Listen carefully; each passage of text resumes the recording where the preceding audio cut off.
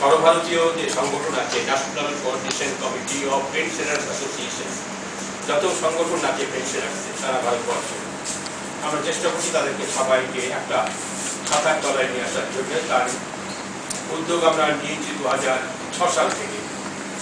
আমরা সাকসেস হলাম 2009 সালে।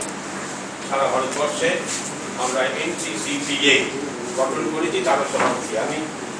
এছাড়া কেন্দ্রীয় সরকারি কর্মচারীদের সর্বভারতীয় একটি সংগঠন আছে, Bharat central government pensioners confederation.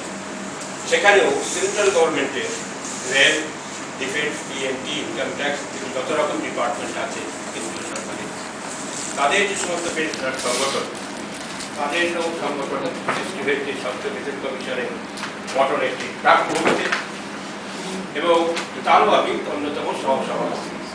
এই তিনটি সংগঠনের তরফ থেকে আপনাদের এই নবগঠিত যে সংগঠন হয়েছে তাকে আমরা সাধুবাদ জানাই। এবং বর্তমান সময়ে পেনশনার যে অফিসার জীবন, গ্রুপ সি হন, গ্রুপ ডি হন,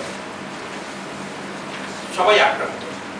2004 সালের পর যারা চাকরিতে ঢুকছে, সে অফিসারই হোক, গ্রুপ সি হোক, গ্রুপ ডি হোক, কি কেন্দ্রীয় সরকারি, কি রাজ্য সরকারি, এমনকি রাষ্ট্রায়ত্ত শিল্পেও সেই স্কিম চালু হচ্ছে। ব্যাংকেও সেই স্কিম 2010 সাল থেকে চালু হয়েছে।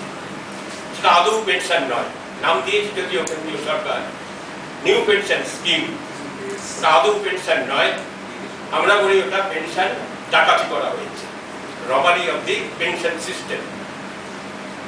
কেননা কর্মচারীদের কাছ থেকে প্রতি মাসে 10% করে টাকা কেটে নিচ্ছে, সরকারও 10% টাকা জমা দেবে, এটা জমা থাকবে মালিককে।